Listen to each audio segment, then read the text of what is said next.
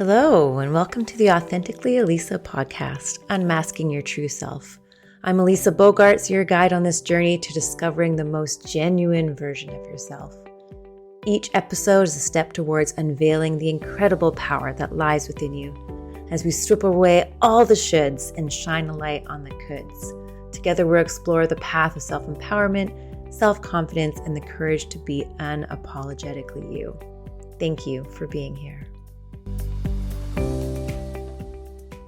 So let's dive into today's episode. Today, we're going to be talking about shift happens and how to live a supersized life in unexpected mini moments. And today's guest is J Lumen. J knows when life sucks, to feel trapped in the wrong relationship, in her job due to circumstances, guilt, doubt that seems to be impossible to find a way out, while knowing this wasn't the life she deserved. After surviving an unexpected attempt on her life, she began living without regret, created the unknown bucket list approach, and as a certified life transformation and empowerment coach, is on a mission to teach others how to stop tolerating their life and start living, because life is short. Welcome, Jay. I'm so excited to see you here, and this topic is so juicy. I'm so excited to talk about it. Hi, Lisa. Thank you so much for having me. I'm excited to be here and talk. Yeah, me too. So tell me about, like we already sort of touched on it a little bit, but tell me about how you got into this field of work and just why you're so passionate about it. So you did touch on a little bit when in my bio. So there was a point in time where I had been in a long-term relationship and he wasn't the right guy for me. And so I felt guilty about kicking him out because he was in a he hadn't been employed for a while. But that also meant I couldn't quit my job, which I hated, Mm, because I was the only one who had any income.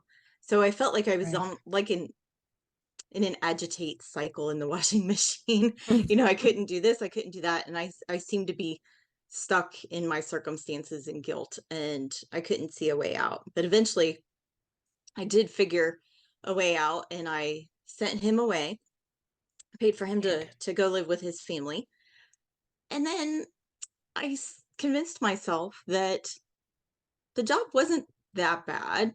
And so I ended up only solving half the problem and stayed exactly where I was. The problem with that was that a couple months later, said boy came back, knocked on the door, um, and the night ended with his arrest for attempted murder, mine.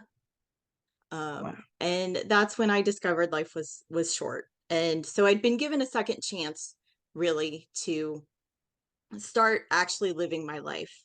I had the balls to get out of the relationship, and then I quit because I didn't know what I wanted. I didn't know what to do. I just convinced myself that what I had been complaining about a few months earlier was I would just suck it up and start tolerating it. So that was really my Right. wake up call to start living life. And Yeah, that's because why we I'm can very kind of, passionate about it. yeah, wow. Yeah, because we can just kind of stay in what's comfortable, even though that comfortable is uncomfortable. Like being in Yes. an abusive relationship or in a job that we hate. Sometimes we can convince ourselves that it's actually not so bad. Or sometimes other people say that too, like, well, like, oh, well, it's not this bad. You get an income or, and people can convince you of things or even yourself.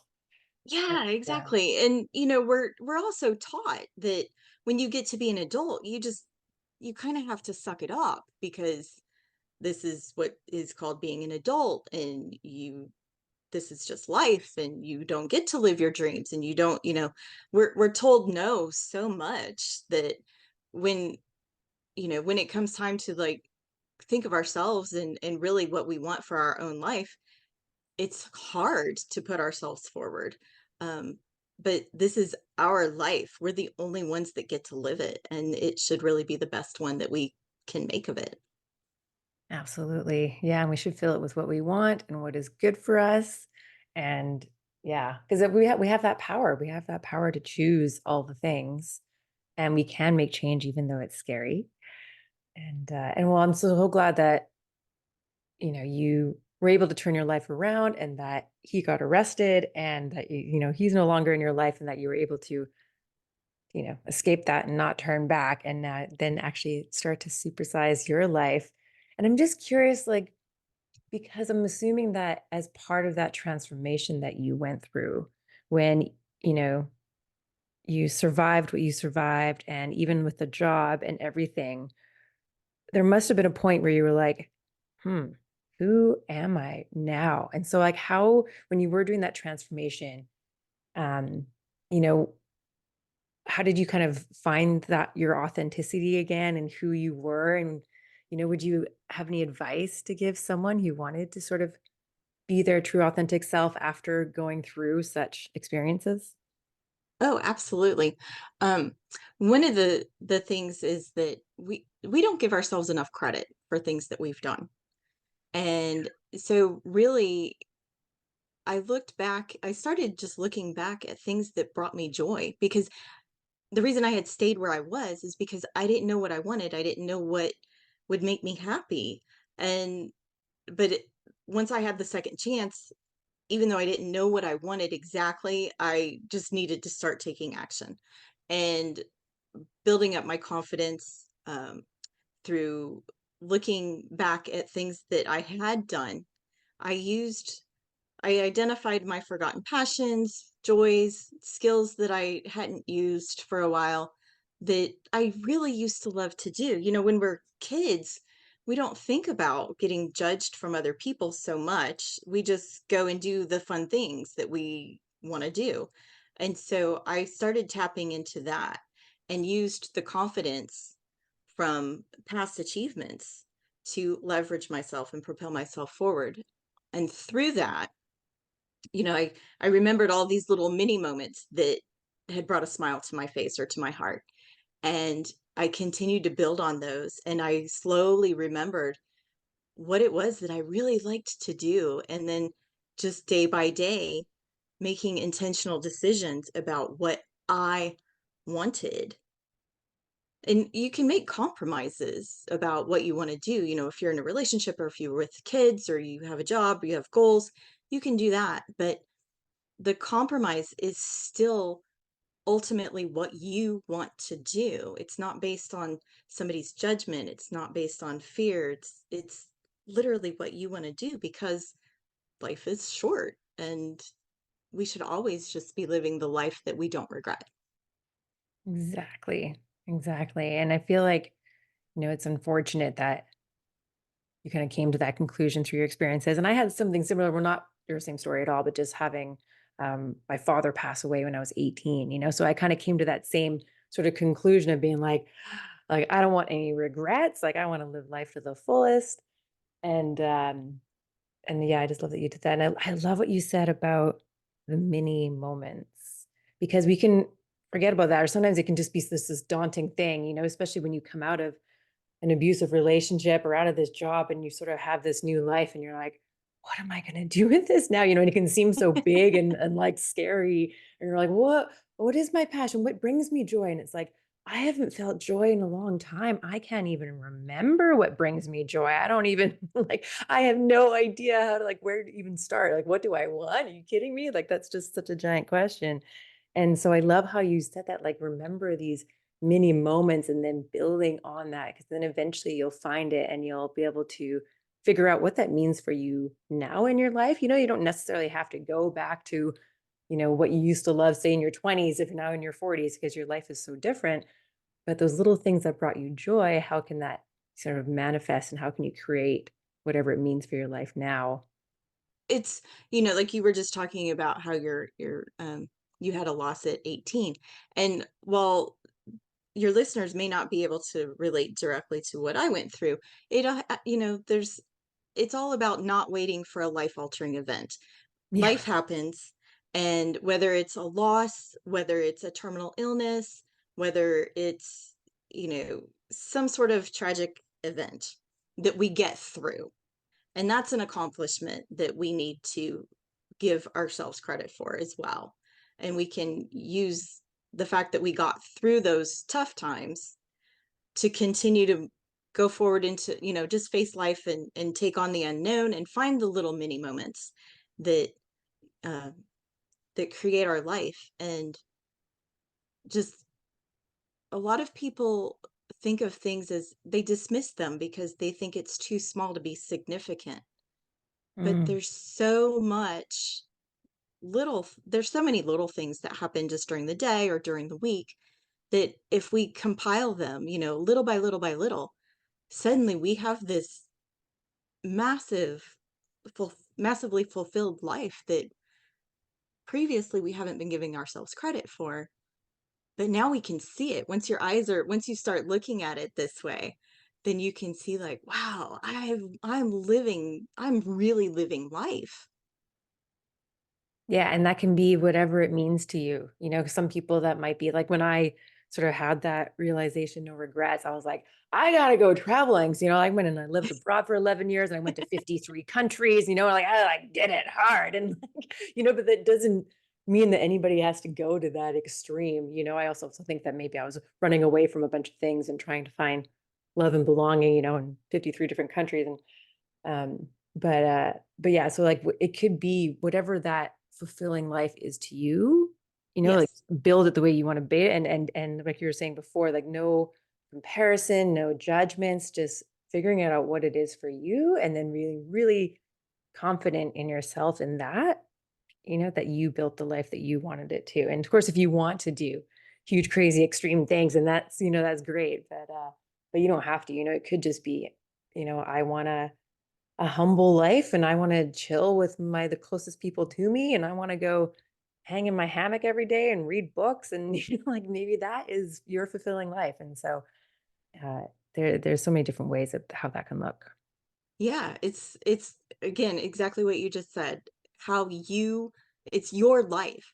So the only thing that matters is if it makes you happy. Like you were just saying, if it's laying in a hammock and reading a book, if that's what makes you happy, then that's what you should do. Or if you want to go get on a mountain bike and ride down all kinds of mountains, I personally would not choose to do that. Um, Me but if neither. that's what makes you happy, then that, like, just whatever it is that brings you joy. And we should find little mini moments, every day. So for me, one of the things I do is I look out the window every day, and it doesn't really matter what the weather is like. If it's, you know, the sun is shining, if there's clouds in the sky, maybe I make up stories about the clouds, maybe there's a bird flying by, maybe there's a rainstorm, whatever.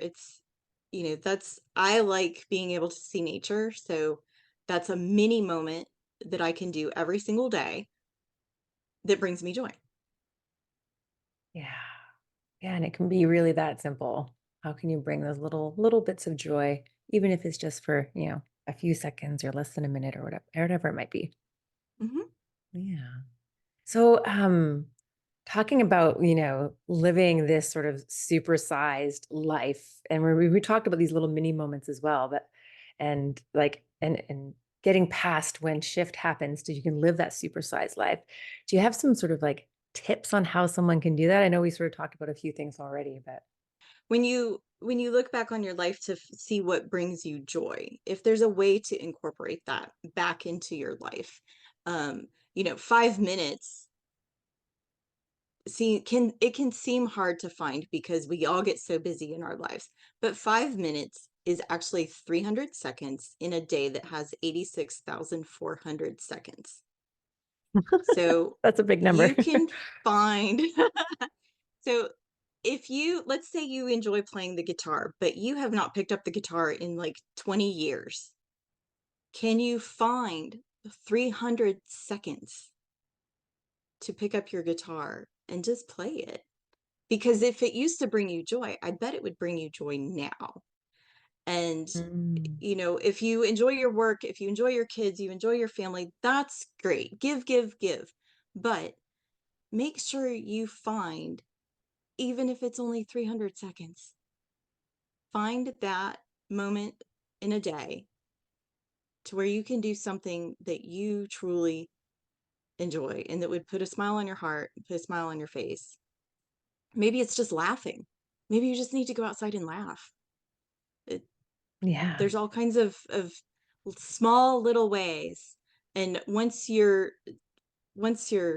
mindset is shifted to think of it that way, it becomes easier and easier to find those 5 minutes, and it'll just grow. And eventually you'll be like, oh, I did this and I did this. And you're just living a supersized life. I love that. And actually, when you were talking earlier about the mini moments and what actually popped in my head, and I was like, oh, I won't talk about that. But then just what you were saying about laughing, something that I actually haven't done this in a long time, but something that I did before when I was sort of in kind of depressed, the first time I sort of felt that weight of depression, as I was sort of coming out of it, I created a list of hilarious memories that I had. And, so it was just these funny things, when you just think about that and you just like belly laugh so hard, like whatever it was just totally ridiculous. And so I made a list of those. And so it was like, okay, anytime I'm sort of feeling down and I need to shift my mindset, or like you were just saying, even if it's just laughing, and sometimes it'll be like, okay, like it's laughing time. Like I don't feel like laughing right now, or I can't think about anything to laugh. You could create this list and look at it and just remember those memories and just laugh, like Yeah, exactly. have something to reference, because sometimes it can be sort of because you don't want to make it a job, right? Or something that you sort of have to do or should do. Like, oh, it's my finding joy time. I have to go do something for 300 seconds. Like, You don't want to make it work. You don't want to make work joy in the same thing. Yeah. exactly, exactly. And so sometimes, if you do kind of think that you could do that, instead of trying to rack your brain, you could make a list of things. And you could even, like, as you're finding these mini moments and, creating this supersized life, um, you could write them down as well. What could sometimes I even did that, like, so with me, I was working full time and then doing the coaching. And so for at least a year, well, I guess maybe it was like 2.5 years, but it got really more serious in the last year where I was really trying to ramp up my business. So I was working on my business evenings and weekends. And so I often didn't have a life because I was working both jobs, and I would like make sure I had a rest day, but then I was just usually so depleted, like, it was just like couch time. And and I had to think, like, once I quit my corporate job and I was just coaching, now I was like, oh, I have my weekends free. And at first it was like, this is great. I'm just gonna, like, relax, do nothing because I just need to, like, do nothing. And then after a while, I was like, okay, now I'm getting bored. Like, what can Yes. I do on a weekend? And I had to think about that. Like, well, what brings me joy? And I actually, like, made a list because sometimes I'll just be like, I guess I'll just watch TV. It's like, no, I could do something else. But I had to actually sort of brainstorm it because sometimes in those moments I don't think about it. I'm like, I'll just default to watching TV or whatever. And it's like, no, I Right. could go do like what? Yeah, actually, and I made a list of things that, like, things I could do this weekend. And so Yeah. I just think that as you're creating this supersized life, you could, I mean, I love lists. So maybe if you're not a list person, it doesn't work for you. But yeah, create lists of things that you can reference and just remember what you could You be can doing. you can make a list, you can journal. If journaling's not your thing, take a picture. Take a picture of, the time that you found for yourself for the day. And then if you do that every day for a month, do it for 3 months, do it for a year, and then you look back and it's all these little snapshots and you'll find all your mini moments either captured in your journal, on your list, in your photo memories, and you'll just continue to build on it because when you see that, it's like when you were looking at your hilarious stories and you recall that, and it makes you want to have more of it. And so then you go and you'll actively look for it. Like you said, you were defaulting to watching TV on the couch, and it's like, oh no, this made me happy. I'm gonna go do that. Yeah, exactly. Yeah. Yeah. And even if, like, with the picture things, you could almost like put them in an album too, something to reference, be like, what were those moments? Or what do I want to do again? Or even, like sometimes I think about that, like on the spot, I'm not so good about thinking about things. Like even if it's like, oh, I'm gonna go for lunch with a friend. Like, now I can't seem to think of any restaurant in Vancouver at all. And yet there's probably like 10,000 restaurants here. It's like, oh, like, have something to kind of reference to bring you joy. And it could even be Because say you did take a picture at your favorite restaurant with one of your close friends, you could put that in that sort of mini moments album and be like, oh yeah, that restaurant. And it'll remind you to go do it. Yeah, and something I just thought of while you were talking was, since your listeners are obviously listeners, you could make a voice note to yourself and you could make your list that way. And that way when you're like, "Oh, I need to figure out something to do," you can just play the note back to yourself and be like, "Oh, yep, that's what I'm going to go do. Let's go." That's a great idea. Oh, well, we're ending at our time here. So just to kind of recap, we talked about, really giving yourself credit for the things that you've done in your life and kind of looking back at that to find joy and see how you can bring those joyful moments, those joyful things that you did back into your life so you can have these mini moments and start building on these mini moments to eventually build this supersized life. And we talked about having different types of like lists or things that you can reference to continue building on that. And even if it's just for 300 seconds a day, do that thing that brings you joy. So, Jay, where can our Absolutely. listeners find you online? So I'm on the different social media sites as the Unknown Bucket List, on Instagram and Facebook, and you can find me under J. Lumen under LinkedIn.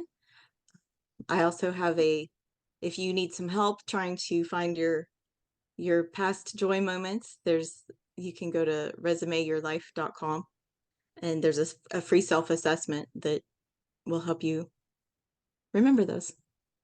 Oh, awesome. That's great. Thank you. And as we end, do you have any final words of wisdom? Live life like it's short, but also like it's large, and it's finding the balance in between. So that way, we never know when our time here is going to end. So if it comes quickly, if we're here for a really long time, it's not going to matter. We're always going to want more time with family or friends, but we'll never want more time to go do the things if we've already been doing the things all along. Thank you for that. It was so great having you on the show. Thank you. Thank you so much for having me, Elisa. Thank you so much for listening to this episode. I hope it inspired you to live a more authentic life. I'd love your help in inspiring more people to live authentically. So please follow, rate, and leave a review so we can create a ripple effect of authenticity. Until next time, stay true to you, be bold, and thrive on your own terms. This is Elisa, signing off authentically.